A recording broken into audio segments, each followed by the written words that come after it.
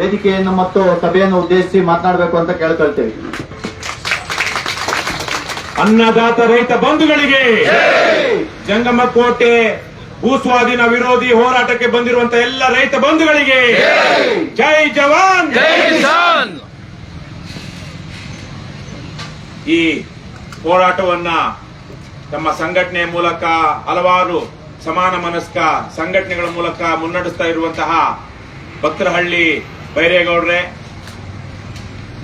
ಈ ಭಾಗದ ಶಾಸಕರಾಗಿದ್ದು ಒಂದು ಕಾಲದಲ್ಲಿ, ಈಗ ಈ ಹೋರಾಟವನ್ನ ಪ್ರತಿನಿತ್ಯ ಬಂದು ಬೆಂಬಲಿಸ್ತಾ ಹೋರಾಟಕ್ಕೆ ಶಕ್ತಿಯನ್ನ ಕೊಟ್ಟಿರುವಂತಹ ಮಾಜಿ ಶಾಸಕರಾದ ರಾಜಣ್ಣರವರೇ, ನಮ್ಮ ಕೆಆರ್ಎಸ್ ಪಕ್ಷದ ನಿಕಟಪೂರ್ವ ಜಿಲ್ಲಾಧ್ಯಕ್ಷರು ಮತ್ತು ಹಾಲಿ ರಾಜ್ಯ ಸಂಘಟನಾ ಕಾರ್ಯದರ್ಶಿ ಮತ್ತು ಜಿಲ್ಲಾ ಘಟಕದ ಜಿಲ್ಲೆಯ ಉಸ್ತುವಾರಿ ತಗೊಂಡ್ಕೊಂಡಿರುವಂತಹ ಶ್ರೀನಿವಾಸ್ ಅವರೇ, ಮತ್ತು ಮುಖ್ಯವಾಗಿ ಇವತ್ತು ವೇದಿಕೆಗೆ ಇಲ್ಲಿ ನಮ್ಮ ಆಗ್ರಹ ಪತ್ರವನ್ನ ತೆಗೆದುಕೊಳ್ಳೋದಿಕ್ಕೆ, ಜನರ ಅಹವಾಲುಗಳನ್ನ ಕೇಳೋದಿಕ್ಕೆ ಬಂದಿರುವಂತಹ ಅಪರ ಜಿಲ್ಲಾಧಿಕಾರಿಗಳಾಗಿರುವಂತಹ ಭಾಸ್ಕರ್ ಅವರೇ, ಮತ್ತು ವೇದಿಕೆ ಮೇಲಿರುವಂತಹ ಎಲ್ಲ ಬಂಧುಗಳೇ, ಮಿತ್ರರೇ, ಕೆಆರ್ಎಸ್ ಪಕ್ಷದ ಎಲ್ಲ ಸೈನಿಕರೇ, ಇವತ್ತು ಬೆಂಗಳೂರು ಸುತ್ತಮುತ್ತ ರೈತರಿಗಾಗಿರುವಷ್ಟು ಸಮಸ್ಯೆಗಳು ಕಷ್ಟಗಳು ಬೇರೆ ಯಾರಿಗೂ ಇಲ್ಲ. ಇವತ್ತು ನಾನು ಹಲವಾರು ಕಡೆಗಳಲ್ಲಿ ಹೇಳ್ತಾ ಬಂದಿದ್ದೀನಿ, ನಾವು ಬಹುತೇಕವಾಗಿ ರೈತರಲ್ಲ. ಇವತ್ತು ನಮಗೆ ಬೇರೆ ಬಹುತೇಕ 30-35 ವರ್ಷ ದಾಟಿ 40 ವರ್ಷ ಆಗಿರುವಂತಹ ರೈತರಿಗೆ ಬೇರೆ ಉದ್ಯೋಗ ಮಾಡೋದಿಕ್ಕಾಗೋದಿಲ್ಲ. ನಮ್ಮದು ಫಲವತ್ತಾದ ಭೂಮಿ. ಇವತ್ತು ಉಳುಮೆ ನಮ್ಮದೆಲ್ಲ ಟ್ರಾಕ್ಟರ್ ತರಿಸಬೇಕು, ಬೀಜ ನಮ್ಮದೆಲ್ಲ ಮಾನ್ಸೊಂಟೋಯಿಂದ ತಗೋಬೇಕು. ಇವತ್ತು ಕಳೆ ಕೀಳೋದಿಕ್ಕೆ ನಾವು ಕೀಟನಾಶಕ, ಕ್ರಿಮಿನಾಶಕ, ಕಳೆನಾಶಕವನ್ನ ಬಳಸ್ತೀವಿ. ಅದರಲ್ಲಿ ಗೊಬ್ಬರನೂ ನಮ್ಮದೆಲ್ಲ ಹೊರಗಿನಿಂದ ಕೊಂಡ್ಕೊಳ್ತೀವಿ, ಯಾವುದು ರಸಗೊಬ್ಬರ ತರ್ತೀವಿ. ಈ ಕುಯ್ಲು ನಮ್ಮದೆಲ್ಲ, ಕಣ ನಾವು ಮಾಡ್ತಾ ಇಲ್ಲ. ಇಷ್ಟೆಲ್ಲ ಇದ್ರೂ, ಇಷ್ಟೆಲ್ಲ ಸಮಸ್ಯೆಗಳ ಮಧ್ಯೆ ಕೂಲಿ ಅಂತೂ ಇವತ್ತು ಕೊಡೋದಿಕ್ಕೆ ಆಗೋದಿಲ್ಲ. ಆದ್ರೂ ರೈತ ಬೆಳೆಯೋದು ರಸ, ತಿನ್ನೋದು ಕಸ ಅಂತಿದ್ರು ಇಡೀ ಭಾರತದ ಬಹುತೇಕ ಯಾರೆಲ್ಲ ರೈತರಲ್ಲದಿರುವಂತಹ ಜನರಿಗೆ ಸಬ್ಸಿಡಿನಲ್ಲಿ ಅನ್ನ ಕೊಡ್ತಿರೋನು ಯಾರು? ರೈತ. ನಾವು ಇವತ್ತು ಇಷ್ಟೆಲ್ಲ ಕಷ್ಟಗಳ ಮಧ್ಯೆ ಬೆಳಿಲಿಲ್ಲ ಅಂದ್ರೆ ಜನ ಏನಪ್ಪ ತಿಂತಾರೆ? ಏನಮ್ಮ ತಿಂತಾರೆ ತಾಯಿ? ಮಣ್ಣು ತಿಂದು ಬದುಕೋದಿಕ್ಕಾಗುತ್ತಾ? ಆಗೋದಿಲ್ಲ. ಅದರಲ್ಲಿ ಬೆಂಗಳೂರು ಸುತ್ತಮುತ್ತ ನಾವು 45 ವರ್ಷಗಳಿಂದನೇ ನಮ್ಮೂರಲ್ಲಿ ನಾವು ಜಮೀನನ್ನ ಕಳ್ಕೊಂಡ್ವಿ. KIDB ಅನ್ನುವಂತ ಸಂಸ್ಥೆ ಇದೇ ತರಕ್ಕೆ ಬಂದು ಆನೇಕಲ್ ತಾಲೂಕಿನ ಬೊಮ್ಮಸಂದ್ರದಲ್ಲಿ ನಮ್ಮೂರಿನ ಜಮೀನೆಲ್ಲ ಕಬ್ಜಾ ಮಾಡ್ತು. ಇಲ್ಲಿ ಫ್ಯಾಕ್ಟರಿಗಳು ಬರಬೇಕು, ಅಭಿವೃದ್ಧಿ ಆಗ್ಬೇಕು ಅಂತ ಆಗ್ಬೇಕು. ಆದ್ರೆ ಅದಕ್ಕೆ ಆ ಭೂಮಿಯನ್ನ ಕಳೆದುಕೊಂಡಂತ ಜನ ನಾಶವಾಗಬೇಕಾ? ಸರಿ, ಆವತ್ತು ದೇಶ ಕಟ್ಟಬೇಕಾಗಿತ್ತು, ಜನ ಕೊಟ್ರು 100 ಎಕರೆ, 200 ಎಕರೆ, 300 ಎಕರೆ ಹಿಂಗ್ ತಗೊಳ್ತಾ ಇದ್ರು. ಏನು ಇಡೀ ಒಂದು ಹೋಬಳಿನೇ ತಾಲೂಕನ್ನೇ ನಾಶ ಮಾಡ್ತಾ ಇರ್ಲಿಲ್ಲ. ಆದ್ರೆ ಇವತ್ತು ನಾವು ಎಂತಹ ದುಸ್ಥಿತಿಯಲ್ಲಿ ಇದ್ದೀವಿ ಅಂದ್ರೆ 100-200 ಎಕರೆ, 300 ಎಕರೆನಲ್ಲಿ ಲೇಔಟ್ ಮಾಡೋದಿಲ್ಲ ನಮ್ಮ ಸರ್ಕಾರಗಳು. 100-200-300 ಎಕರೆನಲ್ಲಿ ಕೈಗಾರಿಕಾ ಪ್ರದೇಶ ಅಭಿವೃದ್ಧಿ ಮಾಡೋದಿಲ್ಲ. ಇವ್ರಿಗೆಲ್ಲ ಎಷ್ಟೆಷ್ಟು ಎಕರೆ ಬೇಕು? 1000 ಎಕರೆ ಬೇಕು. ಲಕ್ಷಾಂತರ ಎಕರೆ ಇವತ್ತು ಸ್ವಾಧೀನ ಮಾಡಿಕೊಂಡಿರುವಂತ ಭೂಮಿ ಇವತ್ತು ಬಂಜರು ಬಿದ್ದಿದೆ, ಬೀಳ್ಬಿಟ್ಟಿದ್ದಾರೆ. ಫ್ಯಾಕ್ಟರಿಗಳು ಬಂದಿಲ್ಲ, ಬೆಳೆಯನ್ನು ಬೆಳೀತಾ ಇಲ್ಲ. ಇಂತಹ ದುಸ್ಥಿತಿಯಲ್ಲಿ ಇದೀವಿ ನಾವಿವತ್ತು. ರೈತರು ನಾವೇ ಆಯ್ಕೆ ಮಾಡಿಕೊಂಡಂತ ಜನ ಯಾರವರು? ನಮ್ಮ ಜನಪ್ರತಿನಿಧಿಗಳು, MLAಗಳು, MP ಗಳು, ಮಿನಿಸ್ಟರ್ಗಳು. ಯಾರು ಓಟ್ ಹಾಕಿದ್ರು ಅವ್ರಿಗೆ? ನಾವೇ. ಹೇಗೆ ಓಟ್ ಹಾಕಿದ್ವಿ? ಗಂಡಸರಿಗೆ ಲಿಕ್ಕರು, ಹೆಂಗಸರಿಗೆ ಎರಡೂ ಬೆಳೆದ ಇರೋರಿಗೆ ಲಿಕ್ಕರ್ ಕೊಟ್ಟಿರೋದ್ರಿಂದ ನಾವು ನಮ್ಮ ಜಾತಿಯನ್ನು ಇನ್ನೊಂದು ಅದನ್ನು ನೋಡಿ ಓಟ್ ಹಾಕಿದ್ವಿ. ಇವತ್ತು ಅವರು ನಮ್ಮನ್ನ ಕೇಳ್ತಾ ಇಲ್ಲ. ಅವರೇನೆ ಚೂ ಬಿಟ್ಟು ಇವತ್ತು ಕೈಗಾರಿಕಾ ಪ್ರದೇಶಗಳು ಅಂತೋ KHBಗಂತೋ ಭೂ ಸ್ವಾಧೀನ ಮಾಡ್ಕೊಳ್ತಾ ಇದ್ದಾರೆ. ರೈತರ ಗೋಳನ್ನ ನಮ್ಮ ಪ್ರತಿನಿಧಿಗಳು ಕೇಳ್ತಿಲ್ಲ. ನಾವೇ ಆಯ್ಕೆ ಮಾಡಿರುವಂತವರು. ಇವತ್ತು ಇಡೀ ಚಿಕ್ಕಬಳ್ಳಾಪುರ ಹಾಗೆ ನೋಡಿದ್ರೆ ನಗರ, ಚಿಕ್ಕಬಳ್ಳಾಪುರ ನಗರ 300 ಎಕರೆ ಮ್ಯಾಕ್ಸಿಮಮ್ ಅಂದ್ರೆ 300-400 ಎಕರೆ ಇರಬಹುದೇನೋ ಚಿಕ್ಕಬಳ್ಳಾಪುರದ ವಿಸ್ತೀರ್ಣ, ನಗರದ ವಿಸ್ತೀರ್ಣ. ನೀವು ಯಾವುದೋ ಲೇಔಟ್ ಮಾಡಬೇಕು ಅಂದಾಗ ಅದಕ್ಕಿಂತ ದೊಡ್ಡ ಲೇಔಟ್ ಮಾಡಬೇಕಾ? ಚಿಕ್ಕಬಳ್ಳಾಪುರದ 20ರಷ್ಟು ದೊಡ್ಡ ನಗರ ಕಟ್ತಾರಂತೆ. ಎಲ್ಲಿ? ಬಿಡದಿನಲ್ಲಿ. 7,500 ಎಕರೆ ಪ್ರದೇಶದಲ್ಲಿ ಇವತ್ತು ದೊಡ್ಡ ಸ್ಮಾರ್ಟ್ ಸಿಟಿ ಕಟ್ತೀವಿ ಅಂತ ಹೋಗ್ತಾ ಇದ್ದಾರೆ. ಅದೇ ತರೀಕೆ ನಿಮ್ಮಲ್ಲಿ ಸುಮಾರು 3,000 ಎಕರೆ 2,823 ಎಕರೆಗಳನ್ನ 13 ಹಳ್ಳಿಗಳಲ್ಲಿ ಸ್ವಾಧೀನ ಮಾಡ್ಕೊಳ್ತೀವಿ ಅಂತ ಹೋಗ್ತಿದ್ದಾರೆ. ಯಾಕೆ ಹೋಗ್ತಿದ್ದಾರೆ? ನಿಜಕ್ಕೂ ದೇಶ ಕಟ್ಟಬೇಕು, ಇಲ್ಲಿ ಕೈಗಾರಿಕೆಗಳನ್ನ ತರಬೇಕು ಅನ್ನುವಂತಹ ಮನಸ್ಥಿತಿ ಇದೆಯಾ? ಇಲ್ಲ ಅವರಿಗೆ ಪಾಪ ಅಧಿಕಾರಿಗಳು ಒಳ್ಳೆಯವರು ಅಂತ ಭಾವಿಸ್ತೀನಿ, ಅವ್ರು ಪ್ರಾಮಾಣಿಕರು ಅಂತ ಭಾವಿಸ್ತೀನಿ. ಅವ್ರಿಗೂ ಗೊತ್ತಿರುತ್ತೆ ನಮ್ಮ ರಾಜ್ಯದಲ್ಲಿ ಅತ್ಯಂತ ಅತಿ ಕೆಟ್ಟ ನೀಚಾತಿ ನೀಚ ಪರಮ ಅಪರಾಧ ಕೃತ್ಯಗಳನ್ನು ಎಸಗುವಂತಹ ರಿಯಲ್ ಎಸ್ಟೇಟ್ ಸಂಸ್ಥೆಗಳಿವೆ. ಹೌದೋ ಇಲ್ವಾ? ಅವುಗಳ ಹೆಸರು ಹೇಳಿ. KIDB, PDA, KHB ಈ ತರವು ಅಲ್ಲಿ ಮಾಡುವಷ್ಟು ರಿಯಲ್ ಎಸ್ಟೇಟ್ ಮೋಸ ಪಾಪ ಅಲ್ಲಿ ಇಲ್ಲಿ ಲೇಔಟ್ ಡೆವಲಪ್ ಮಾಡ್ತಾರಲ್ಲ ಪ್ರೈವೇಟ್ ಅವ್ರು ಮಾಡೋದಿಲ್ಲ. ಅವ್ರು ಹೋಗ್ತಾರೆ, ರೈತರ ಹತ್ರ ಮಾತಾಡ್ತಾರೆ, ಏನೋ ಅಗ್ರಿಮೆಂಟ್ ಹಾಕೊಳ್ತಾರೆ, ಕೊಡ್ತಾರೆ, ದುಡ್ಡು ತಗೊಳ್ತಾರೆ, ಆಮೇಲೆ ಹೋಗಿ ಅಪ್ರೂವ್ ಮಾಡಿಸ್ಕೊಳ್ತಾರೆ, ಕನ್ವರ್ಷನ್ ಮಾಡಿಸ್ಕೊಳ್ತಾರೆ, ಲೇಔಟ್ ಮಾಡ್ತಾರೆ. ಆದ್ರೆ KHB, KIDB ಅವ್ರು ಏನ್ ಮಾಡ್ತಾರೆ? ನೇರವಾಗಿ ಭೂ ಸ್ವಾಧೀನ, ಪ್ರಶ್ನೆ ಮಾಡೋ ಹಾಗಿಲ್ಲ. ಅವ್ರು ಕೊಟ್ಟಷ್ಟು ತಗೊಳ್ಬೇಕು, ಮತ್ತೆ ನಾವು ಊರು ಬಿಡ್ಬೇಕು. ಇದಕ್ಕಿಂತ ಮೋಸ ಸರ್ಕಾರಗಳು ಮಾಡಬಾರದು. ಈ ತರದ ಮೋಸಗಳನ್ನ ಸರ್ಕಾರ ಮಾಡಬಹುದು. ಸರ್ಕಾರ ಅಂದ್ರೆ ಏನು? ತಾಯಿ ಸ್ಥಾನದಲ್ಲಿ, ತಂದೆ ಸ್ಥಾನದಲ್ಲಿ ನಿಂತು ಜನರನ್ನ ಹೊರಿಬೇಕು, ಅವರ ಹಕ್ಕುಗಳನ್ನ ರಕ್ಷಣೆ ಮಾಡಬೇಕು, ಕಾಪಾಡಬೇಕು. ಮಾಡ್ತಿದ್ದಾರೆ ನಮ್ಮ. ಇವತ್ತು ನೀವು ದನಕರು ಕಟ್ಕೊಂಡು ಮನೆ ಕಟ್ಕೊಂಡಿದ್ದೀರಾ, ನಿಮಗೆ ಅದನ್ನು ಕಳಿತಿದಾರ ಇಲ್ವೋ ಅವಕಾಶನ? ಮನೆ ಗಂಡಸರಿಗೆ ನೋಡಿ, ನಾನು ಎಷ್ಟೋ 100 ಕಡೆಗಳಲ್ಲಿ ನೋಡಿದ್ದೀನಿ, ಯಾರ ಜಮೀನು ಭೂಸ್ವಾಧೀನವಾಗಿ ಹೋಗಿದ್ಯೋ ಅವ್ರ ಮನೆ ಗಂಡಸರು ಬಹುತೇಕವಾಗಿ ಕೆಟ್ಟರು.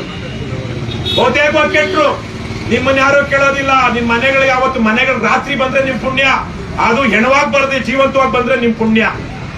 ಬಾರ್ಗಳಲ್ಲಿ, ರೆಸಾರ್ಟ್ಗಳಲ್ಲಿ ಥಾಯ್ಲೆಂಡ್ ಮಸಾಜ್ ಮಾಡಿಸ್ಕೊಳಕ್ ಹೋಗ್ತಾರೆ. ಮೊನ್ನೆ ತಾನೇ ಒಂದು 10-15 ದಿವಸ ಕೂಡ ಆಗ್ಲಿಲ್ಲ, ನಾನು ಆನೇಕಲ್ ತಾಲೂಕಲ್ಲಿ ನಮ್ಮ ಸರ್ಜಾಪುರ ಹೋಬಳಿನಲ್ಲಿ ಅಲ್ಲೂ ಹೀಗೆ 2,500 ಎಕರೆ ಸ್ವಾಧೀನ ಮಾಡ್ಕೊಳ್ತಾ ಇದ್ದಾರೆ. ನಮ್ಮ ತಾಲೂಕಲ್ಲಿ ಏನು ಉಳಿಸೇ ಇಲ್ಲ. ಅಲ್ಲಿ ಹೇಳ್ತಿದ್ರು ಒಬ್ರು ಹೋರಾಟಗಾರರು, ಕೇವಲ 3 ತಿಂಗಳಲ್ಲಿ 150 ಸ್ಕಾರ್ಪಿಯೋಗಳು ಬಂದವು ನಮ್ಮ ತಾಲೂಕಲ್ಲಿ 15 ವರ್ಷಗಳ ಹಿಂದೆ ಅಂತ. ಎಷ್ಟಪ್ಪ? 150 ಸ್ಕಾರ್ಪಿಯೋಗಳು ಕೇವಲ ಒಂದು ಸರ್ಜಾಪುರ ಹೋಬಳಿ ಆ ಭಾಗದಲ್ಲಿ 150 ಸ್ಕಾರ್ಪಿಯೋಗಳನ್ನ 3 ತಿಂಗಳಲ್ಲಿ ತಗೊಂಡ್ರಂತ. ಆ ಸ್ಕಾರ್ಪಿಯೋಗಳೆಲ್ಲ ಎಲ್ಲೋದ್ವು? ಆಮೇಲೆ ಎಲ್ಲೋ ಹೋದ್ವು. ಆ ಮನೆಯವರು ಒಂದು ಮನೆ ಕಟ್ಕೊಂಡ್ರು, ಮದುವೆ ಮಾಡಿದ್ರು, ಕಾರ್ ತಗೊಂಡ್ರು, ಮಜಾ ಮಾಡಿದ್ರು. ಆಮೇಲೆ ಹೊಟ್ಟೆಗೆ ಹಿಟ್ಟಿಲ್ಲ, ಜುಟ್ಟಿಗೆ ಮಲ್ಲಿಗೆ ಹೂ ಅನ್ನೋ ತರಕ್ಕೆ ಕಾರ್ ಹಿಡ್ಕೊಂಡು ಕೊನೆ ಕಾರ್ ಮಾರಿ ಇವತ್ತು ಬದುಕೋದಿಕ್ಕೆ ಗತಿ ಇಲ್ಲದೆ, ವಿಧಿ ಇಲ್ಲದೆ ಬದುಕ್ತಿದ್ದಾರೆ. ಈಗ ರೈತರಾಗಿರುವಂತವ್ರು ತಮ್ಮ ಜಮೀನ್ ಕಳ್ಕೊಂಡ ಮೇಲೆ ಬೇರೆ ಅಣ್ಣ ಇವ್ರು ಯಾರು ಅವರೆಲ್ಲ ಸ್ವಲ್ಪ 40, 50, 60 ವರ್ಷ ಆಗಿರೋರು, ಇವ್ರಿಗೆ ಇಟ್ಕೊಳ್ಳೋಣ, ಇವ್ರಿಗೆ ಯಾರಿಗೊಬ್ರಿಗೆ ಇಟ್ಕೊಳ್ಳೋಣ. ನೀವು ಒಂದು ಫ್ಯಾಕ್ಟ್ರಿ ಬರುತ್ತೆ, ಜಮೀನ್ ಕಳ್ಕೊಂಡ್ರಿ, ನಿಮ್ಗೆ ಉದ್ಯೋಗ ಇಲ್ಲ, ಈಗ ತಗೊಂಡೋಗಿ ಇನ್ನೆಲ್ಲೋ ಜಮೀನ್ ತಗೊಳ್ಳೋಣ ಅಂದ್ರೆ ಜಮೀನ್ ಸಿಗಲ್ಲ. ನಿಮ್ದಲ್ಲದ ಊರಲ್ಲಿ ಇನ್ನೆಲ್ಲೋ ಹೋಗಿ ಕೃಷಿ ಮಾಡೋದಕ್ಕೆ ನಿಮ್ ಕೈಲಿ ಆಗ್ತಾ ಇಲ್ಲ. ಇವಾಗ ಫ್ಯಾಕ್ಟ್ರಿಗೆ ನೀವು ಕೆಲ್ಸಕ್ಕೆ ಹೋದ್ರೆ ಏನ್ ಕೆಲಸ ಕೊಡ್ತಾರೆ ನಿಮ್ಗೆ? ವಾಚ್ಮ್ಯಾನ್ ಕೆಲಸ, ಬಾತ್ರೂಮ್ ಅನ್ಬೇಡ್ರಣ, ಟಾಯ್ಲೆಟ್ ತೊಳೆಯೋ ಕೆಲಸ. ಯಾಕಂದ್ರೆ ನಿಮ್ಗೆ ITI ಇಲ್ಲ, ಡಿಪ್ಲೊಮಾ ಮಾಡಿಲ್ಲ, ಅಥವಾ ಇನ್ನೇನು ಅಲ್ಲಿ ಬರವಣಿಗೆ ಮಾಡೋದಿಕ್ಕೋ ಇನ್ನೊಂದಕ್ಕೋ ನೀವು BCom ಓದಿಲ್ಲ, ಸೂಪರ್ವೈಸ್ ಮಾಡ್ತೀರಿ ಅಂದ್ರೆ ನಿಮಗೆ ಸರಿಯಾಗಿ ಇಂಗ್ಲಿಷ್ ಬಂದಿಲ್ಲ. ರೈತರಾಗಿರೋರ್ನ ಯಾವ್ದಾದ್ರು ಫ್ಯಾಕ್ಟ್ರಿನಲ್ಲಿ ಎಂಪ್ಲಾಯ್ ಮಾಡ್ಕೊಳ್ಳೋದಕ್ಕೆ ಫ್ಯಾಕ್ಟ್ರಿ ಅವ್ನಿಗೆ ತಲೆ ಕೆಟ್ಟಿದ್ಯಾ? ಅವ್ರು ಹೇಳ್ತಾ ಇದ್ರು, ನಮ್ಮಲ್ಲಾದ್ರೆ 20, 30, 40, 50 ಸಾವಿರ ದುಡಿತಾರೆ ನಮ್ಮ ಮಕ್ಕಳು. ಅಲ್ಲೆಲ್ಲೋ ರಾಜಸ್ಥಾನದಿಂದ, ಛತ್ತೀಸ್ಗಢದಿಂದ ಬಂದಿರೋ 10-15 ಸಾವಿರ ಕೊಟ್ಟು ಶೆಡ್ ಅಲ್ಲಿ ಹಾಕೊಂಡು ದುಡಿಸ್ಕೊಂಡು ಅವರು ಹಣ ಸಂಪಾದನೆ ಮಾಡ್ತಾ ಇದ್ದಾರೆ. ನೀವು 10-15 ಸಾವಿರ ದುಡಿದ್ರೆ ನಿಮ್ಗೆ ಮನೆ ಕಟ್ಕೊಳಕ್ಕಾಗುತ್ತಾ? ಬದುಕು ಕಟ್ಕೊಳಕ್ಕಾಗುತ್ತಾ? ಮಕ್ಕಳು ಓದಿಸೋದಕ್ಕಾಗುತ್ತಾ? ಆದ್ರೆ ಇವತ್ತು ಕೃಷಿ ಮಾಡ್ಕೊಂಡು ಏನೋ ಒಂದಷ್ಟು ನೆಮ್ಮದಿಯಿಂದ ಬದುಕ್ತಿದ್ದೀರಲ್ವಾ? ಈ ಹೊತ್ತಿಗೆ ಭೂ ಸ್ವಾಧೀನ ಆಗಬಾರ್ದು. ಮಾಡ್ಲಿ. ನನ್ನ ಜಮೀನು, ರೈತನ ಜಮೀನು ಕಿತ್ಕೊಳ್ಳೋದಿಕ್ಕೆ ಸರ್ಕಾರ ಯಾವುದು? ಏನು ಕಿತ್ಕೊಳ್ಬೇಕು ಸರ್ಕಾರ? ನಮ್ಗೇನು ಹಕ್ಕುಗಳಿಲ್ವ ಭಾರತದ ಸಂವಿಧಾನದಲ್ಲಿ? ಆದ್ರೆ ಇವತ್ತು ನಮ್ಮ ಹಕ್ಕುಗಳನ್ನ ದಮನ ಮಾಡಿ ಸರ್ಕಾರ ಕಿತ್ಕೊಳ್ತಾ ಇದೆ. ಒಂದೇದು. ಎರಡನೇದು, ನಾನು ಮಾರಬೇಕು, ನನ್ಗೆ ಇಷ್ಟ ಬಂದವ್ರಿಗೆ ಮಾರ್ತೀನಿ, ನನ್ನ ಹಕ್ಕು. ಹೌದಾ ಇಲ್ಲಮ್ಮ? ಯಾರಾದ್ರೂ ಮಾರೋರ್ನ ನಾವು ಬೇಡ ಅಂತಿದೀವ? ಸ್ವಂತ ಸ್ವಯಂ ಮಾರಿ ಒಂದು ಮನೆ ಕಟ್ಕೊಳ್ಳೋದಿಕ್ಕೋ, ಒಂದು ಮದುವೆ ಮಾಡೋದಿಕ್ಕೋ, ಮಕ್ಕಳನ್ನ ಓದಿಸೋದಿಕ್ಕೆ, ಫೀಸ್ ಕಟ್ಟೋದಿಕ್ಕೋ ಮಾಡ್ತಾ ಇಲ್ವೋ? ನಾವು ರೈತರು ಮಾಡ್ತಿದೀವಿ. ಕಷ್ಟಕ್ಕೆ ಅಂತಿರೋದು ನಮ್ಮ ಪೂರ್ವಿಕರು ಸಂಪಾದನೆ ಮಾಡಿಕೊಟ್ಟಿರೋದು, ಅಥವಾ ನಾವೇ ಕಷ್ಟಪಟ್ಟು ಉಳಿಸ್ಕೊಂಡಿರೋದು, ಸಂಪಾದನೆ ಮಾಡಿರೋದನ್ನ ನಮ್ಮ ಕಷ್ಟಕ್ಕೆ, ಅನಿವಾರ್ಯಕ್ಕೆ ಮಾರುವ ಶಕ್ತಿ, ಹಕ್ಕು ನಮ್ಗೆ ಬೇಕೋ ಬೇಡವೋ? ಅದೇ ತರಕ್ಕೆ ಮಾರುವಂತವ್ರು ಮಾಡ್ಲಿ. ಈಗ ಇಲ್ಲಿ ಭೂಸ್ವಾಧೀನ ಮಾಡ್ಕೊಳ್ತಾ ಇದೀವಿ, ಇಲ್ಲೊಂದು ಇಂಡಸ್ಟ್ರಿ ಬರುತ್ತೆ, ನಮ್ಗೆ 100, 200, 300 ಈ ತರದ ಪ್ಲಾಟ್ಗಳು ಬೇಕು, ಎಲ್ಲ 10,000 ಎಕರೆಗಳಲ್ಲ. ಮಾರುವಂತವ್ರು ದಯವಿಟ್ಟು ಮಾರಿ ಅಂದ್ರೆ, ನಮ್ ರೇಟ್ ಇಷ್ಟು ಅಂದ್ರೆ ಇಷ್ಟ ಇರೋರು ಮಾರ್ತಾರೆ. ತಪ್ಪದು? ಮಾಡ್ಲಿ. ಆದ್ರೆ ಹಂಗ್ ಮಾಡ್ತಾ ಇದಾರಾ? ಎಲ್ಲ ಎರಡೂ ಮುಚ್ಕೊಂಡು, ಮೇಲಿಂದ ಕೆಳಗಿಂದ ಮುಚ್ಕೊಂಡು ಜಾಗ ಖಾಲಿ ಮಾಡಿ ಕೊಟ್ಟಿದ್ದನ್ನು ತಗೊಳ್ಳಿ. ನಿಮ್ಮ ಜಮೀನು ನಿಮ್ಮ ಹೆಸರಲ್ಲಿ ಇಲ್ಲ, ಇವಾಗ ಯಾರ ಹೆಸರಲ್ಲಿ ಬರುತ್ತೆ? KDB ಹೆಸರಲ್ಲಿ ಬರುತ್ತೆ ಅಂತ ಹೇಳ್ತಾ ಇದೆ ಸರ್ಕಾರ. ಇದು ಅತ್ಯಾಚಾರ ಅಲ್ವಾ? ಬಲಾತ್ಕಾರ ಅಲ್ವಾ? ದಬ್ಬಾಳಿಕೆ ಅಲ್ವಾ? ಮತ್ತೆ ಇಂತಹ ಪ್ರಜಾಪ್ರಭುತ್ವ ದೇಶದಲ್ಲಿ, ಸಂವಿಧಾನ ಇರುವಂತ ದೇಶದಲ್ಲಿ ಎಂತಹ ಕಾನೂನು, ಎಂತಹ ನ್ಯಾಯ ಇದು? ಇವತ್ತು ಬಿಡದಿನಲ್ಲಿ ಹೋರಾಟ ನಡೀತಾ ಇದೆ. ನಾನು ಆಗ್ಲೇ ಹೇಳಿದ್ದೇನೆ, ಒಂದು ವಿಚಾರ ಹೇಳ್ತೀನಿ. ನಿಮ್ಮ ಭಾಗದಲ್ಲಿ ಅಷ್ಟು ತೆಂಗಿನ ಮರಗಳಿಲ್ಲ. 7,500 ಎಕರೆ ಪ್ರದೇಶ, ಅದು 30 ಲಾಲ್ಬಾಗ್ಗಳಷ್ಟು ವಿಶಾಲ ಪ್ರದೇಶ. ನಿಮ್ಮಲ್ಲಿ 13 ಹಳ್ಳಿನೂ ಸೇರಿ ಸುಮಾರು 3,000. ಅಲ್ಲಿ 11 ಹಳ್ಳಿಗೆ 7,500. ಇಲ್ಲಿ ಎಷ್ಟು ಭೂಸ್ವಾಧೀನ ಮಾಡ್ಕೊಳ್ತಾ ಇದಾರೋ ಅದ್ರ 2.5 ಪಟ್ಟು ಅಲ್ಲಿ ಭೂಸ್ವಾಧೀನ ಮಾಡ್ಕೊಳ್ತಾ ಇರೋದು. 3 ಲಕ್ಷಕ್ಕಿಂತ ಜಾಸ್ತಿ ತೆಂಗಿನ ಮರಗಳಿವೆ, ಲಕ್ಷಾಂತರ ಅಡಿಕೆ ಮರಗಳಿವೆ, ಸಾವಿರಾರು ಮಾವಿನ ಮರಗಳಿವೆ. ಹೈನುಗಾರಿಕೆ ಮಾಡ್ತಿದ್ದಾರೆ, ರೇಷ್ಮೆ ಸಾಕಾಣಿಕೆ ಮಾಡ್ತಾ ಇದ್ದಾರೆ. 3/4 ಎಕರೆನಲ್ಲಿ ಒಬ್ಬ 50,000 ರೂಪಾಯಿ ದುಡಿತಾ ಇದ್ದಾನೆ. ಆ ರೈತರೆಲ್ಲ ಬಂದಿದ್ರು ಮೊನ್ನೆ ನಮ್ಗೆ ಹೇಳುದು. ಆದ್ರೆ ಇವತ್ತು ಅವನ್ನೆಲ್ಲ ಒಕ್ಕಲಬ್ಬಿಸಿದ ಮೇಲೆ ಏನ್ ಕೊಡುತ್ತೆ ಸರ್ಕಾರ ಅವ್ರಿಗೆ? ಚಿಪ್ಪು ಚೆಂಬು. ಏನ್ ಕೊಡುತ್ತಮ್ಮ? ಚಿಪ್ಪು ಚೆಂಬು. ನಾನು ಗಂಡಸರ ಜೊತೆ ಮಾತನಾಡಲ್ಲ ತಾಯಿ, ಸಾಧ್ಯ ನಿಮ್ ಜೊತೆಗೆ ಮಾತಾಡ್ತೀನಿ. ನೀವು ಕಡಿಮೆ ಇದ್ದೀರಾ, ಸ್ವಲ್ಪ ಜಾಸ್ತಿ ಸಂಖ್ಯೆಯಲ್ಲಿ ಬರ್ಬೇಕು. ನೀವು ಬೇರೆ ಬೇರೆ ಹೆಣ್ಮಕ್ಳನ್ನ ಕರ್ಕೊಂಡು ಬರ್ಬೇಕು, ಗಟ್ಟಿಯಾಗಿ ಮಾತಾಡ್ಬೇಕು. ಅಲ್ಲಿ ಇಂಜಿನಿಯರಿಂಗ್ ಓದ್ತಿರೋಂತ ಮಕ್ಕಳು ಎಷ್ಟು ಚೆನ್ನಾಗಿ ಮಾತಾಡಿದ್ರು ಗೊತ್ತಾ? ಬಿಡದಿನಲ್ಲಿ ನಿಮ್ ಮನೆಯಲ್ಲಿರೋ ಮಕ್ಕಳನ್ನ ಕರ್ಕೊಂಡು ಬನ್ನಿ. ಅವರ ಭವಿಷ್ಯಕ್ಕೆ ನೀವು ಹೋರಾಟ ಮಾಡ್ತಾ ಇರೋದು. ನಿಮ್ದು ನಮ್ದೇನೋ ಬಹಳ ಜನರದ್ದು ಏನಂತಾರೆ, ಊರ್ ಹೋಗು ಅನ್ನುತ್ತೆ. ಯಾರಿಗಾಗ ಬದುಕ್ಬೇಕು ನಾವು? ಮಕ್ಕಳಿಗೆ, ಮೊಮ್ಮಕ್ಕಳಿಗಾಗಿ ಬದುಕ್ಬೇಕಲ್ವಾ? ಗಂಡಸರನ್ನ, ಬಹಳ ಜನ ಗಂಡಸರನ್ನ ನೀವು ನಂಬೇಡಿ, ನಿಮ್ ಮನೆ ಗಂಡಸರನ್ನ ನಂಬೇಡಿ. ನಂಬಿಕೆ ಯಾರ ಮೇಲೆ ಇರ್ಬೇಕು? ನಿಮಗೆ, ನಿಮ್ಮ ಮೇಲೆ ಇರಬೇಕು. ನೀವು ಹೆಚ್ಚಿನ ಸಂಖ್ಯೆಯಲ್ಲಿ ಹೋರಾಟಕ್ಕೆ ಬನ್ನಿ. ನಾನು ಅಪರ ಜಿಲ್ಲಾಧಿಕಾರಿಗಳಿಗೆ ಮನವಿ ಮಾಡ್ತಾ ಇದ್ದೀನಿ, ದಯವಿಟ್ಟು ಇದು ರೈತರ ಭಾವನೆಗಳೇನಿದೆ ಇದನ್ನ ನೀವು ಸರಿಯಾಗಿ ಸರ್ಕಾರಕ್ಕೆ ಮನವರಿಕೆ ಮಾಡ್ಕೊಳ್ಬೇಕು. ರೈತರು ಇಷ್ಟೆಲ್ಲ ಜನ ಸುಮ್ನೆ, ಎಷ್ಟು ಜನ ಬೆಳಿಗ್ಗೆ ಇಲ್ಲಿ ಮಧ್ಯಾಹ್ನ ಬಿರಿಯಾನಿ ಸಿಗುತ್ತೆ ಅಂತ ಬಂದಿದ್ರಪ್ಪ, ಈಗ ಹೋದ್ಮೇಲೆ ಖರ್ಚಿಗೆ ಎಷ್ಟು ಜನ ಕೊಡ್ತಾರೆ? ಈಗ ಬರೋವಾಗ ಟ್ರಾಕ್ಟರ್ ಟೆಂಪೋನಲ್ಲೋ ಬಸ್ಸಲ್ಲೋ ಎಷ್ಟು ಜನ ಕರ್ಕೊಂಡು ಬಂದ್ರು? ಹೋಗುವಾಗ ಖರ್ಚಿಗೆ ಬಾಟ್ ಏನಾದ್ರು ಕೊಡ್ತಾ ಇದಾರೆ ಗಂಡಸರಿಗೆ?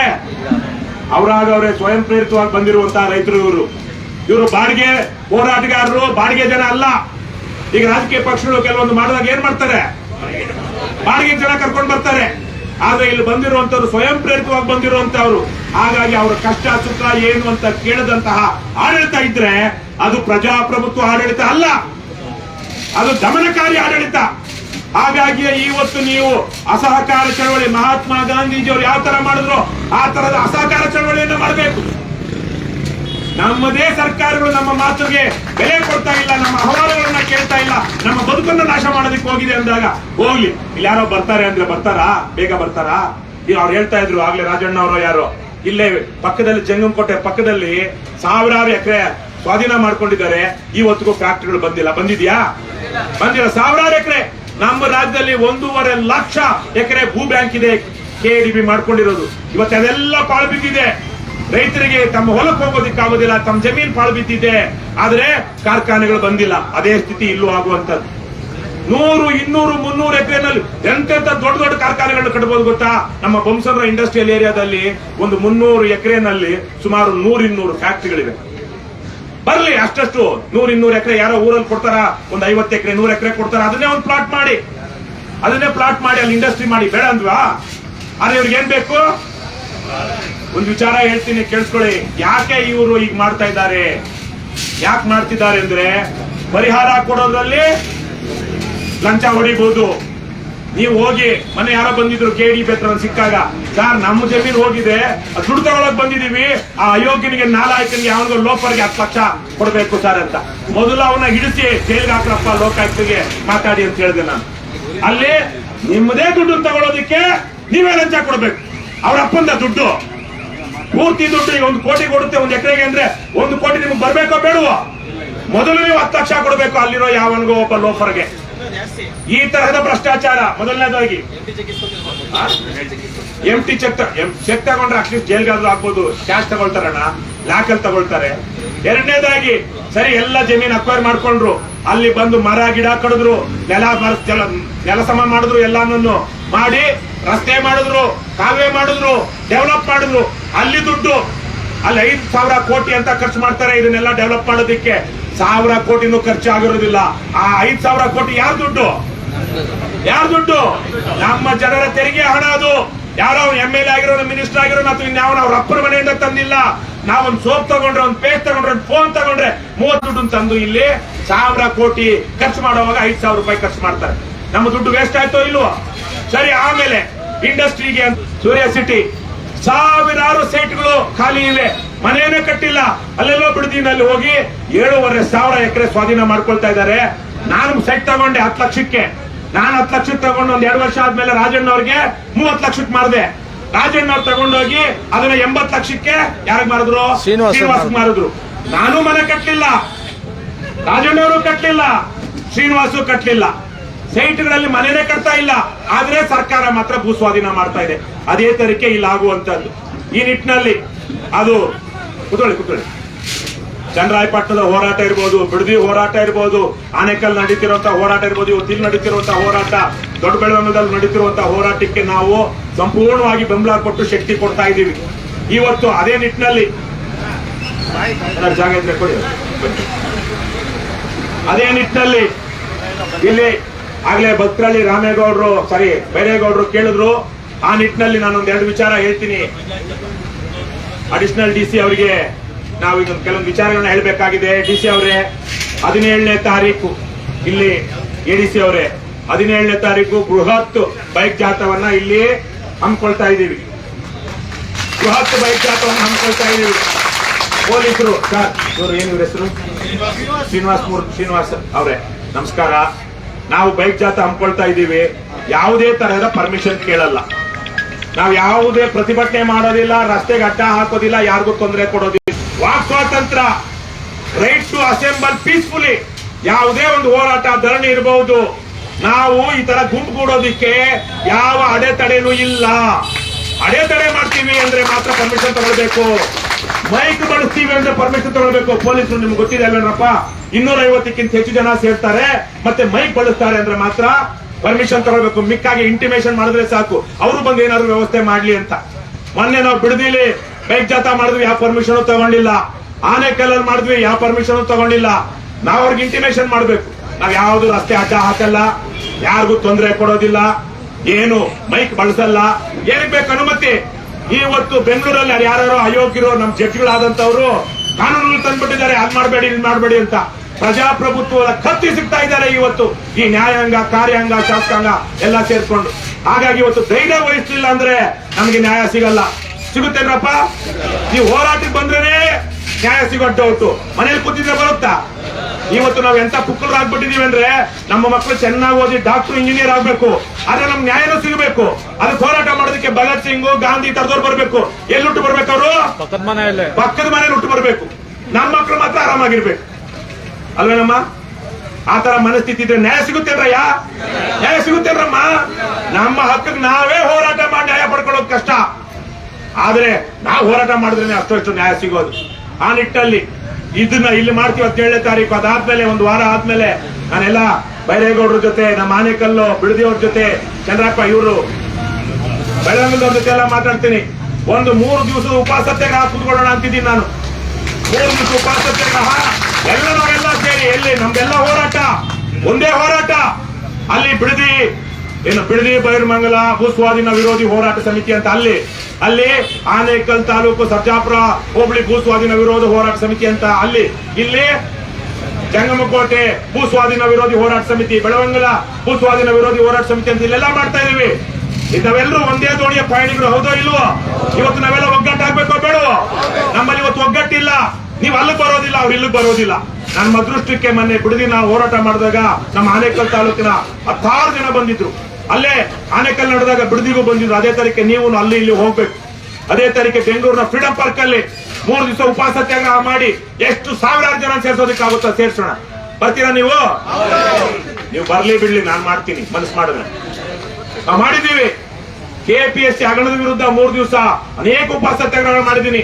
ACB ಅನ್ನುವಂತ ಸಂಸ್ಥೆ ಮಾಡಿ ಇವತ್ತು ಸರ್ಕಾರಿ ಅಧಿಕಾರಿಗಳಿಗೆ ಭ್ರಷ್ಟಾಚಾರ ಮಾಡೋದಕ್ಕೆ ಕುಮ್ಮಕ್ ಕೊಟ್ಟಂತಹ ಲೋಕಾಯುಕ್ತ ಸರ್ವನಾಶ ಮಾಡಿದಾಗ ಸಿದ್ದರಾಮಯ್ಯನವರು 8 ದಿವಸ ಉಪವಾಸ ಸತ್ಯಾಗ್ರಹ ಮಾಡಿದ್ದೆ ಫ್ರೀಡಂ ಪಾರ್ಕ್ ಅಲ್ಲಿ. ನಮ್ಗೆ ಉಪವಾಸ ಸತ್ಯಾಗ್ರಹ ಹೊಸದಲ್ಲ, 6 ಮಾಡಿದೀವಿ. ಆದ್ರೆ ನಾವು ನಿಮಗ್ ಮಾಡ್ಬೇಕು ಅಂದ್ರೆ ಕನಿಷ್ಠ ನೀವು ಒಗ್ಗಟ್ಟಾಗ್ಬೇಕು, ಅದ್ರ ಬಲ ನಿಮಗ್ ಸಿಗ್ಬೇಕು. ಅದು ಸಿಗ್ಬೇಕು ಅಂದ್ರೆ ನೀವೇನ್ ಮಾಡ್ಬೇಕು? ಹಸು ದನನು ಕರ್ಕೊಂಡ್ ಬರ್ಬೇಕು ಸಾಧ್ಯ ಫ್ರೀಡಂ ಪಾರ್ಕ್ಗೆ. ಈ ಹೋರಾಟ ಇಲ್ಲಿ ನಿಲ್ಲಿಸಬಾರ್ದು, ಆವಾಗ ಇಲ್ಲಿ ನಿಲ್ಲಿಸಬಾರ್ದು, ಇಲ್ಲಿ ನಡಿಬೇಕು. ಇಲ್ಲಿಗೆ ಬರುವಂತವ್ರು ಇಲ್ಲಿಗೆ ಬರ್ಬೇಕು. ಆ 2-3 ದಿವಸ ಮಿಕ್ಕವ್ರು ಎಲ್ಲಿಗೆ ಬರ್ಬೇಕು? ಫ್ರೀಡಂ ಪಾರ್ಕ್ ಬರ್ಬೇಕು. ಜ್ಞಾಪಕ ಇಟ್ಕೊಳ್ಳಿ, ಕಷ್ಟ ಪಡದೆ ಯಾವುದು ಸುಲಭವಾಗಿ ದಕ್ಕೋದಿಲ್ಲ, ಹೋರಾಟ ಮಾಡದೆ ನ್ಯಾಯ ಸಿಗೋದಿಲ್ಲ. ಯಾಕೆಂದ್ರೆ ನಾನು ಆಗ್ಲೇ ಹೇಳಿದಾಗೆ ನಮ್ಮ ಓಟು ತೆಗೆದುಕೊಂಡಿರುವಂತವ್ರು ನಮ್ಮ ಪರವಾಗಿಲ್ಲ. ಇವತ್ತು ಏನೋ ಶಾಸಕರು ಇಲ್ಲಿ ಹಾಲಿ ಶಾಸಕರು ಈ ಹೋರಾಟವನ್ನ ಬೆಂಬಲಿಸೋದಿಕ್ಕೆ ಮುಂದಾಗಿದ್ದಾರೆ ಅಂತ ಕೇಳಿದೆ.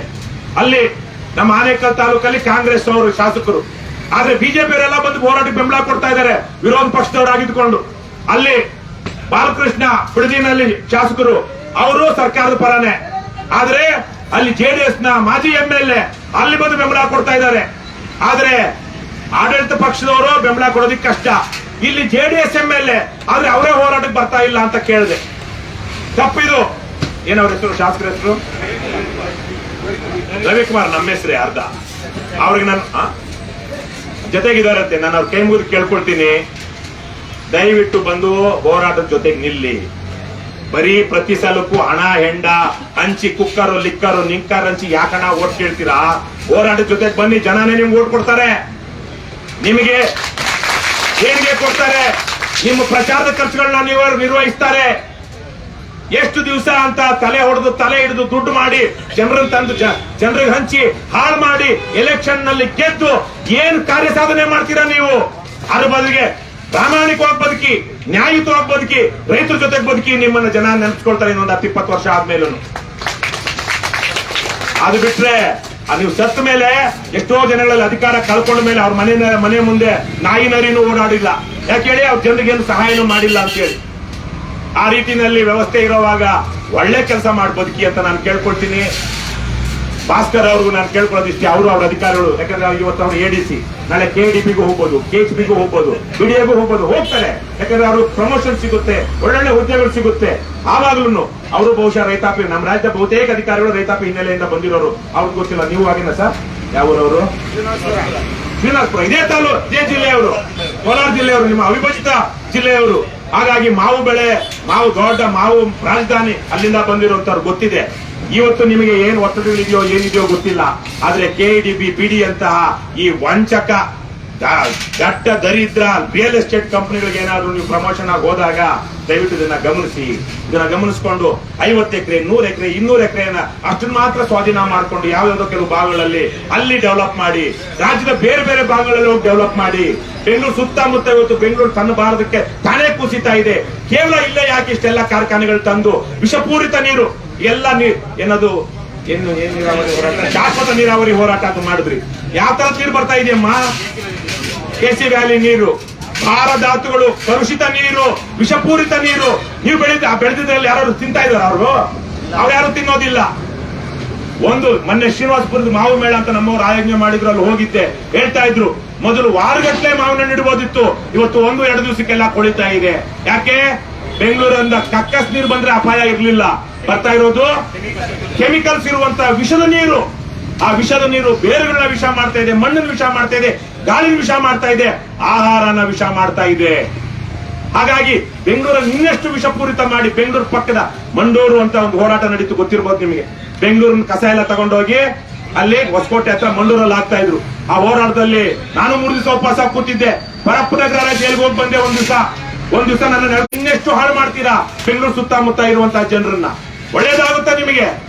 ಈ ತರ ಯೋಜನೆಗಳನ್ನ ರೂಪಿಸುವಂತವರಿಗೆ, ಅಧಿಕಾರಿಗಳಿಗೆ, ರಾಜಕಾರಣಿಗಳಿಗೆ, ಕದೀಮರಿಗೆ ಒಳ್ಳೇದಾಗುತ್ತಾ? ಕಣ್ಣು ಮುಂದೆ ಆಳ್ ನೋಡಿದ್ರೆ ಅಲಂಕಾರ, ಬಾಯ್ ಬಡ್ಕೊಂಡಂಗೆ. ಮಾನ ಮರ್ಯಾದೆಯಿಂದ ಬದುಕಿ, ಸಂಬಳದಲ್ಲಿ ಬದುಕಿ, ಪ್ರಾಮಾಣಿಕವಾಗಿ ಸಂಪಾದನೆ ಮಾಡಿ, ಕೋಟ್ಯಾಂತರ ರೂಪಾಯಿ ಸಂಪಾದನೆ ಮಾಡಿ, 1000 ಕೋಟಿ ಸಂಪಾದನೆ ಮಾಡಿ. ಹೊಟ್ಟೆ ಕಿಚ್ಚ ನಮಗೆ? ಹೊಟ್ಟೆ ಕಿಚ್ಚನ್ ನಿಮ್ಗೆ ಯಾರು ದುಡ್ಡು ಮಾಡಿರೋ ನೋಡಿದ್ರೆ? ಪ್ರಾಮಾಣಿಕವಾಗಿ ಮಾಡ್ಲಿ, 1000 ಕೋಟಿ ಮಾಡ್ಲಿ, ಒಳ್ಳೇದಕ್ಕೆ ಖರ್ಚು ಮಾಡ್ಲಿ. ಬಸವಣ್ಣನ ಒಂದು ವಚನ ಹೇಳ್ತೀನಿ, ಪಾಪಿಯ ಧನ ಪ್ರಾಯಶ್ಚಿತ್ತ ಕಲ್ಲದೆ, ಸತ್ಪಾತ್ರಕ್ಕೆ ಸಲ್ಲದಯ್ಯ, ನಾಯ ಹಾಲು ನಾಯಿಂಗಲ್ಲದೆ, ಪಂಚಾಮೃತಕ್ಕೆ ಸಲ್ಲದಯ್ಯ, ನಮ್ಮ ಕೂಡಲ ಸಂಗನ ಶರಣರಿಗಲ್ಲದೆ ಮಾಡುವ ಅರ್ಥ ವ್ಯರ್ಥ ಕಂಡಯ್ಯ. ನೀವೆಷ್ಟೇ ಸಂಪಾದನೆ ಮಾಡಿ ಅದನ್ನ ಒಳ್ಳೇದಕ್ಕೆ ಖರ್ಚು ಮಾಡ್ಲಿಲ್ಲ ಅಂದ್ರೆ ನಿಮ್ಗೆ ಒಳ್ಳೇದಾಗೋದಿಲ್ಲ. ನ್ಯಾಯವಾಗಿ ಸಂಪಾದನೆ ಮಾಡಿ, ಒಳ್ಳೇದಕ್ಕೆ ಖರ್ಚು ಮಾಡಿ. ಕನಕದಾಸರು ಒಂದು ಮಾತು ಹೇಳ್ತಾರೆ, ನುಡಿ ನಡೆಯುವ ಕಾಲದಲ್ಲಿ ದಾನ ಮಾಡದೇ ಇರಲು ಅಡವಿಯೊಳು ಕೆರೆ ತುಂಬಿ ಬತ್ತಿದಂತೆ ಒಡವೆ ವಸ್ತ್ರ ಒಗಳಿಸಿ ಮಡದಿ ಮಕ್ಕಳಿಗೆಂದು ಒಡವೆ ವಸ್ತ್ರ ಒಗಳಿಸಿ ಏನೋ ಹಿಡಿಯಲ ಯಮನವನ ಕಟ್ಟಿಗೊಳಗಾಗಿ ಅಂತ. ನಮ್ ಮಾತನಾಡುವಾಗ ನಮ್ ಶಕ್ತಿ ಇರುವಾಗ ಇನ್ನೊಬ್ರು ದಾನ ಮಾಡಬಹುದು ಅನ್ನೋವಾಗ ದಾನ ಮಾಡದೆ ಕೂಡಿಟ್ಕೊಂಡ್ರೆ ಬೆಂಗಳೂರಲ್ಲಿ ಮೊನ್ನೆ ತಾನೇ ಒಂದು ವಿಚಾರ ಹೇಳ್ತೀನಿ ಯಾಕಂದ್ರೆ ಒಂದಷ್ಟು ವಿಚಾರಗಳನ್ನ ತಿಳ್ಕೊಳ್ಬೇಕು ನಾವು. ಬೆಂಗಳೂರಲ್ಲಿ ಅಪ್ಪ ಅಮ್ಮ ಸತ್ರೆ ಮಕ್ಳು ಇವತ್ತು ಸ್ಮಶಾನಕ್ಕೆ ತಗೊಂಡೋಗಿ ದಫನ್ ಮಾಡ್ತಾ ಇದ್ರಪ್ಪ ಎಷ್ಟೋ ಜನ.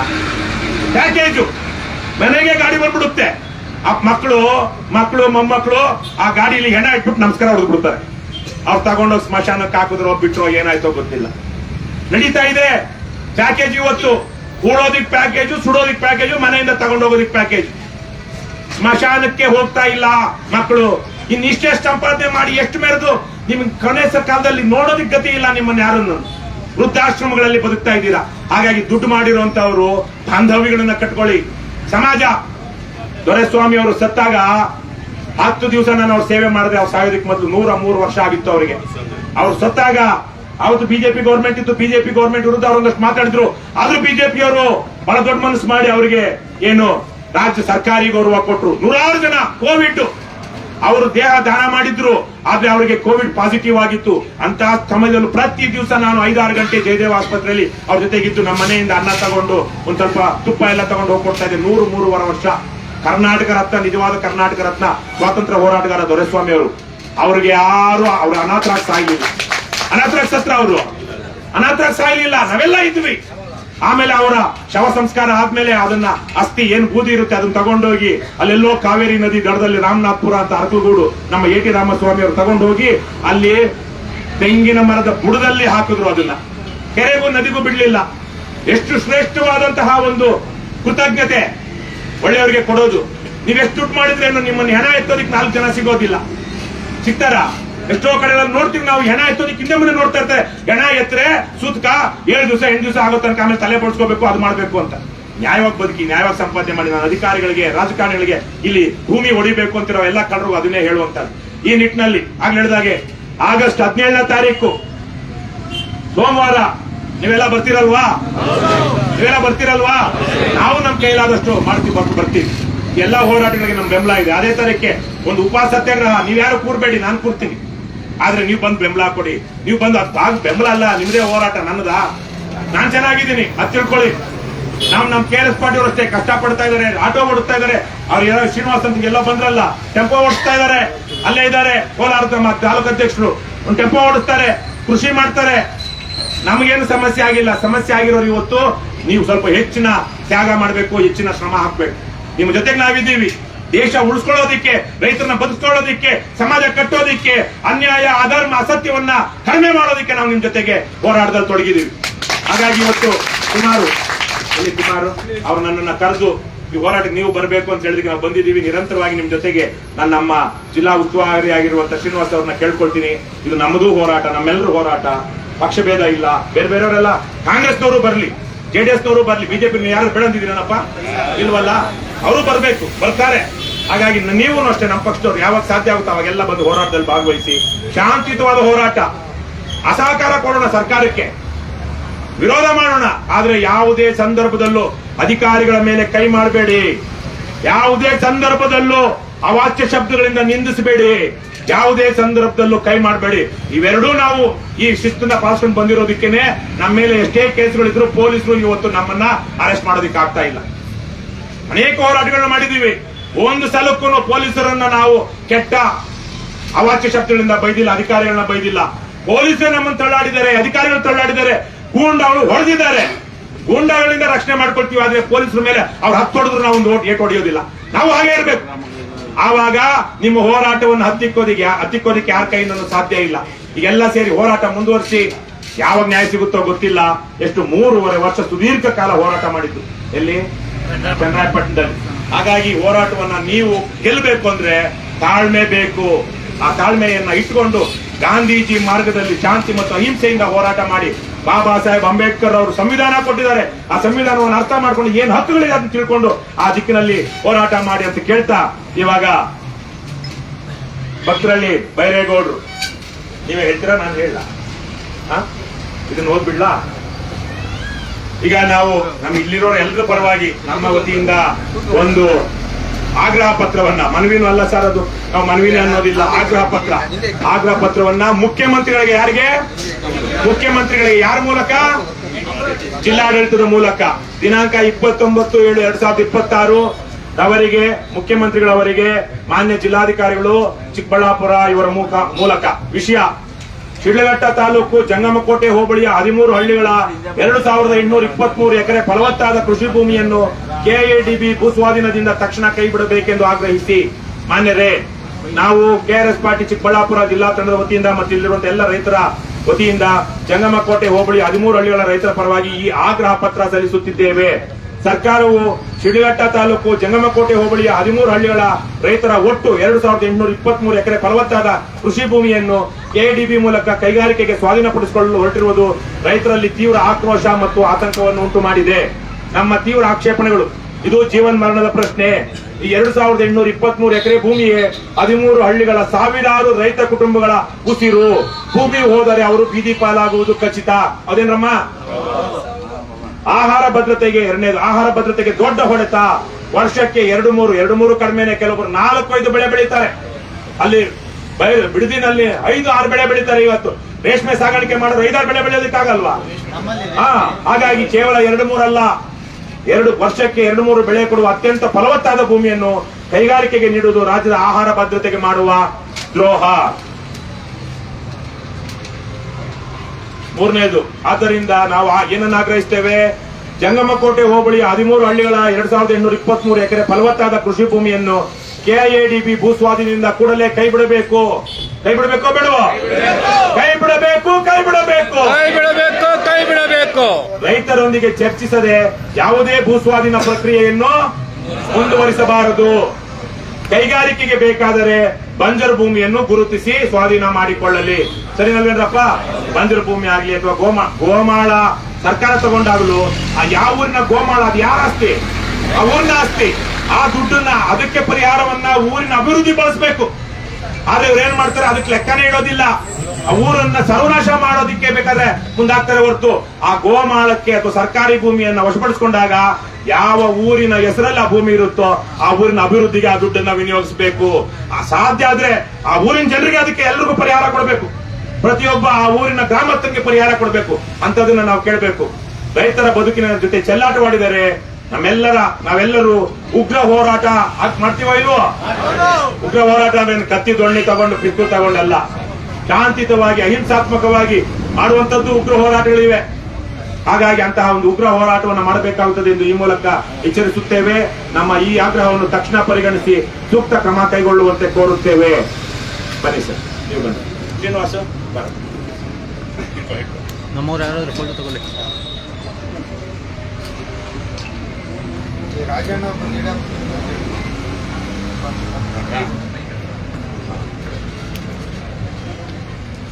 ನಾವು ಇವತ್ತು ಕರ್ನಾಟಕ ರಾಷ್ಟ್ರ ಸಮಿತಿ ಪಕ್ಷದಿಂದ ಶಿಡ್ಲಘಟ್ಟ ತಾಲೂಕಿನ ಜಂಗಮಕೋಟೆ ಹೋಬಳಿ ವ್ಯಾಪ್ತಿಯಲ್ಲಿ ಕೆಡಿಬಿ ವತಿಯಿಂದ ಭೂಸ್ವಾಧೀನ ಆಗೋದನ್ನು ವಿರೋಧ ಮಾಡಿ ಹೋರಾಟ ಮಾಡ್ತಿದ್ದೀರಾ. ಇವತ್ತು ಕರ್ನಾಟಕ ರಾಷ್ಟ್ರ ಸಮಿತಿ ಪಕ್ಷದಿಂದ ಸನ್ಮಾನ್ಯ ಮುಖ್ಯಮಂತ್ರಿಗಳಿಗೆ ಜಿಲ್ಲಾಡಳಿತದ ಮೂಲಕ ತಮ್ಮ ಆಗ್ರಹವನ್ನು ವ್ಯಕ್ತಪಡಿಸುತ್ತಾ ಈ ಒಂದು ಮನವಿ ಪತ್ರವನ್ನು ಕೊಡ್ತಾ ಇದ್ದೀರಾ. ಈ ಕೂಡಲೇ ಸನ್ಮಾನ್ಯ ಮುಖ್ಯಮಂತ್ರಿಗಳ ಕಚೇರಿಗೆ ಈ ಆಗ್ರಹ ಪತ್ರವನ್ನು ಕೂಡಲೇ ಕಳಿಸ್ತೀನಿ ಅಂತ ನಾನು ಜಿಲ್ಲಾಡಳಿತ ಪರವಾಗಿ ಹೇಳಲಿಕ್ಕೆ ದಯವಿಟ್ಟು ಈ ಹೋರಾಟ ಮಾಡುವಾಗ ನೀವೆಲ್ಲ ಒಳ್ಳೆ ನಮ್ಮವರೇ, ಬ್ರಿಟಿಷರಲ್ಲ, ಪಾಕಿಸ್ತಾನದವರು ಅಲ್ಲ, ಬೇರೆಯವರು ಅಲ್ಲ. ರೈತರಿಗೆ ಯಾವುದೇ ರೀತಿ ತೊಂದರೆ ಕೊಡಬಾರ್ದು. ತೊಂದರೆ ಏನಾದ್ರು ಯಾವಾಗಲೂ ಕೊಟ್ಟಿದ್ದಾರೆ ಸರ್.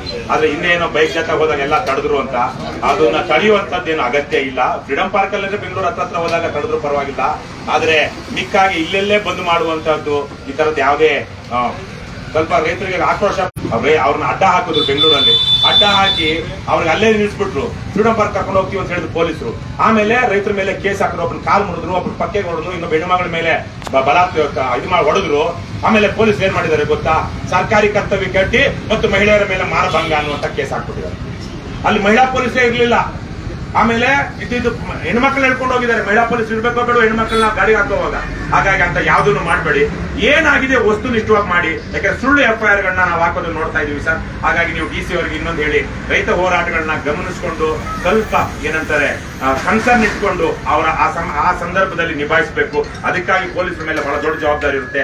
ದಯವಿಟ್ಟು ಸುಳ್ಳು ಕೇಸುಗಳನ್ನ ಯಾರ್ದೋ ಒತ್ತಡಕ್ಕೆ ಯಾವ ರೈತರ ಮೇಲೆ ಎಲ್ಲೂ ಹಾಕ್ಬೇಡಿ. ಅಲ್ಲಿ ಬೆಂಗಳೂರಲ್ಲಿ ಮಾಡಿದಂತಹ ತಪ್ಪನ್ನ ಪಾಪವನ್ನ ನೀವು ಮಾಡಬೇಡಿ. ಮತ್ತೆ ಅಂತದ್ದೇನಾದ್ರು ಬಂದಾಗ ನೀವು ಸಂಬಂಧಪಟ್ಟ ಅಧಿಕಾರಿಗಳ ಜೊತೆ ಮಾತಾಡಿ ಅಂತದ್ದಾಗದೆ ಇರೋವಾಗ ನೋಡ್ಕೊಳ್ಳಿ. ಇಲ್ಲೂ ಹಲವಾರು ಕೇಸುಗಳು ಬಿದ್ದಿದೆಯಂತೆ, ಅದನ್ನ ಪರಿಶೀಲಿಸಿ ಆ ಕೇಸ್ಗಳನ್ನ ಹಿಂತೆಗೆಯುವಂತ ಕೆಲಸ ಮಾಡಬೇಕು. ಚಾರ್ಜ್ ಶೀಟ್ ಹಾಕದೆ ಬಿ ರಿಪೋರ್ಟ್ ಹಾಕ್ಬೇಕು. ಯಾಕಂದ್ರೆ ಸತ್ಯ ಹೇಳಿದ್ರೆ ಬಿ ರಿಪೋರ್ಟ್ ಆಗೋದು. ಸತ್ಯ ಹೇಳಿದ್ರೆ ಸತ್ಯ ಹೇಳಿ. ನಾನು ಬಹಳ ಕೈ ಮುಗಿದು ಕೇಳ್ಕೊಳ್ತಾ ಇದ್ದೀನಿ ಪೊಲೀಸರಲ್ಲಿ, ಸರ್ಕಾರಿ ಅಧಿಕಾರಿಗಳಲ್ಲಿ ಸತ್ಯನ ಮಾತ್ರ ಹೇಳಿ. ನಮ್ಮ ಮೇಲೆ ಅನೇಕ ಕೇಸ್ಗಳು ಹಾಕಿದ್ದಾರೆ, ಸಾಕ್ಷಿ ಹೇಳೋದಕ್ಕೆ ಅಧಿಕಾರಿಗಳು ಬರ್ತಾರೆ. ಯಾಕೆ ಅಲ್ಲಿ ಸತ್ಯ ಹೇಳೋದಕ್ಕೆ ಆಗಲ್ವಲ್ಲ. ಆ ನಿಟ್ಟಿನಲ್ಲಿ ಅವ್ರ ಮೇಲೆ ಬೈರೇಗೌಡರ ಮೇಲೇನೂ ಹಲವಾರು ಕೇಸ್ಗಳು ಹಾಕಿದಾರಂತೆ, ಹಲವಾರು ಜನರ ಮೇಲೆ ಹಾಕಿದಿರಂತೆ. ದಯವಿಟ್ಟು ಅಂತ ಕೇಸ್ನಲ್ಲಿ ಸತ್ಯಾಸತ್ಯತೆಯನ್ನ ಪರಿಶೀಲಿಸಿ ದಯವಿಟ್ಟು ನೀವು ದೋಷಾರೋಪಣಾ ಪಟ್ಟಿಯನ್ನ ಸಲ್ಲಿಸಿ. ಇದುವರೆಗೂ ಏನು ನಮ್ಮ KS ಪಕ್ಷದ ರಾಷ್ಟ್ರ ಅಧ್ಯಕ್ಷರು, ಗೌರವಾಧ್ಯಕ್ಷರು ಏನು ಮನವಿಯನ್ನು ನಮ್ಮ ಅಪರ ಜಿಲ್ಲಾಧಿಕಾರಿಗಳ ಮುಖಾಂತರ ಕಳಿಸಿದರೆ ಅದು ನಾವು ಕಳಿಸ್ತೀರಿ ಅಂತೇಳಿ ನಾವು ನಂಬ್ತೇವೆ. ಆದರೆ ಒಂದು ತಮಗೆ ಗಮನಕ್ಕೆ, ಏನಿವತ್ತು 136 ದಿನದ ಇತಿಹಾಸ ಕಂಡಂತ ಚಳುವಳಿ ನಡೀತಾ ಇತ್ತು. ಇತಿಹಾಸ ಕಂಡಂತ ಚಳುವಳಿಗೆ ಜಿಲ್ಲಾಡಳಿತದ ಮುಖಾಂತರ ಬೆಂಗಳೂರಿಗೆ ತಾವು ಕಳಿಸಿಕೊಟ್ಟಂತಹ ಸಂದರ್ಭವನ್ನು ಉಲ್ಲೇಖ ಮಾಡ್ತಾ, ತಾವೇ ಕಳಿಸಿಕೊಟ್ಟಿದ್ರು ಕೂಡ ಅಲ್ಲಿ ನಡೆದಂತಹ ಘಟನೆಗಳು ಮುಂದೆ ಆಗಬಾರದು ಅಂತೇಳಿ ಮತ್ತೊಮ್ಮೆ ಕಿವಿ ಮಾತು ಹೇಳ್ತೇವೆ. ಯಾಕಂದ್ರೆ ಅವತ್ತೇನಾದ್ರೂ ನಾವು ಗಟ್ಟಿ ಧ್ವನಿಯಾಗಿ ಇನ್ನೊಂದು ಮಾತು ಹೇಳಿದ್ರೆ ಇಡೀ ಜಿಲ್ಲೆ ಯಾವ ರೀತಿ ಉದ್ಭವ ಆಗ್ತಾ ಇತ್ತು ಅನ್ನೋದ್ರ ಬಗ್ಗೆ ಜಿಲ್ಲಾಡಳಿತ ಮತ್ತು ಜಿಲ್ಲಾ ಪೊಲೀಸು ಎಚ್ಚರಿಕೆಯನ್ನು ತಗೊಳ್ಬೇಕಾಗ್ತದೆ. ಆವತ್ತಿನ ನಡವಳಿಕೆ ಆಧಾರಿತವಾಗಿ ಸರ್ಕಾರ ಒಂದು ನಿರ್ಧಾರಕ್ಕೆ ಬಂತು. ಏನಿವತ್ತು 2823 ಎಕರೆ ಭೂಮಿಯಲ್ಲಿ ಅದು ನಮ್ಮಪ್ಪನ ಆಸ್ತಿ, ನಮ್ಮ ತಾತನ ಆಸ್ತಿ ಇರಬೇಕಾಗಿದ್ದು ಹೆಸರು.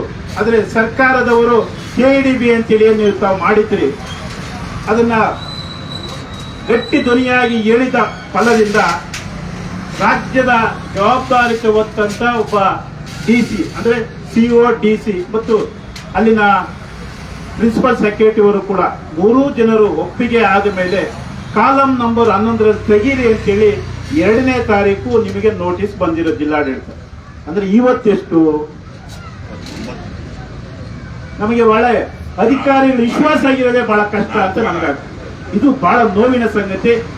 ಇದು ಯಾವತ್ತು ತೆಗಿತೀರಿ ಅಂತೇಳಿ ನಮ್ಮ ಸ್ನೇಹಿತರು ಮುಂದೆ ತಗೊಳ್ಳಿ. ಗಮನಕ್ಕೆ ತಂದ್ರೆ ಈಗ ನಾನು ಮೊನ್ನೆ AC ಅವರು ಸಹ ಹೇಳಿದ್ರು, ಈಗ ಒಂದು ಮೀಟಿಂಗ್ AC ಚರ್ಚೆ ಮಾಡ್ತೀವಿ, ಚರ್ಚೆ ಮಾಡಿದ್ರೆ ನಿಮಗೆ ಗೊತ್ತಿಲ್ಲ ವಿಷಯನ ನಾನು ಸುಮ್ಮನೆ ಇವತ್ತೇ ಮಾಡ್ತೀರಾ ಸರ್ ಚರ್ಚೆ? ಮಾಡಿ ಇವತ್ತೇ ಚರ್ಚೆ ಮಾಡಿ ಇಮಿಡಿಯೇಟ್ ಆಗಿ. ಅದನ್ನ ನಾವು ಕೇಳ್ತಾ ಇರೋದು ಆವತ್ತಿನ 4 ವಾರಗಳ ಹಿಂದೆನೆ ಇದನ್ನ ತೆಗೀರಿ ಅಂತ ಹೇಳಿರೋವಾಗ, ಆಮೇಲೆ ಏನಿವಾಗ ಅಂತ ತುಂಬಾ AC-ಗಳವ್ರಿಗೆ ಅವರೇ ಲಾಗಿನ್ ಆಗ್ಬೇಕು. ತುಂಬಾ ಏನು SIR ಇವ್ರು ಮಾಡೋದಲ್ಲ, ಬೇರೆಯವ್ರು ಮಾಡ್ತಿರ್ತಾರೆ. ಇದೇನು ತೆಗಿಸೋದೇನು ಆಟೋಮೆಟಿಕ್ ಆಗಿ ಎಲ್ಲ ಒಂದು ಸುಲಭ. ಅದು ಇಚ್ಛಾಶಕ್ತಿ ಇಲ್ಲ ಅಥವಾ ಬೇರೆ ಏನೋ ಒತ್ತಡ ಇರಬೇಕು ಅಂತ ಅಷ್ಟೇ. ಚರ್ಚೆ ಮಾಡಿ ಹೇಳ್ತೀನಿ.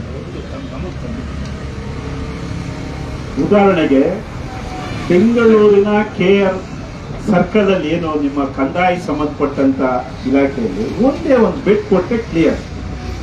ಇಲ್ಲಿ ಸಮಸ್ಯೆ ಅಂದ್ರೆ ತಾಲೂಕಿನ ತಹಶೀಲ್ದಾರ್ ಜವಾಬ್ದಾರಿ ಹೊತ್ತಂತ RIಗಳು VAಗಳು ಇಷ್ಟು ದಿವಸ ಕೆಲಸ ಮಾಡಬೇಕು ಅಂದ್ರೆ ಬಹಳ ದಿವಸ ಕೆಲಸ ಮಾಡಬೇಕು. ಅವ್ರು ಹೇಳಿದ್ದಾರೆ ಏನು 30ನೇ ತಾರೀಕು ಅಂತ ಅಂತಿಮ ಗಡುವು ನಮಗೆ ಕೊಟ್ಟಿದ್ದಾರೆ. ನಮಗೆ ಕೊಟ್ಟಿರೋಂಥದ್ದು ನಾವು 30ನೇ ತಾರೀಕೇನಾದ್ರೂ ನೀವು ತೆಗೆದ ಒಳಗಡೆ ಆಗದೆ ಹೋದ್ರೆ, ತೆಗೆದ ಹೋದ್ರೆ ನಮ್ಮ ಕರ್ತವ್ಯ 136 ಜನದ ಹೋರಾಟ ಇಲ್ಲಾಗಲ್ಲ, ಜಿಲ್ಲಾಧಿಕಾರಿಗಳ ಕಚೇರಿ ಒಳಗಡೆ ಆಗ್ತದೆ ಅಂತ ನಾನು ಎಚ್ಚರಿಕೆ ಕೊಡ್ತಿದ್ದೆ. ಅಪರ ಜಿಲ್ಲಾಧಿಕಾರಿಗಳಿಗೆ ಅಭಿನಂದನೆಗಳು. ದಯಮಾಡಿ ಕೂತ್ಕೊಳ್ಳಿ, ಒಂದು ಮಾತಾಡೋದು.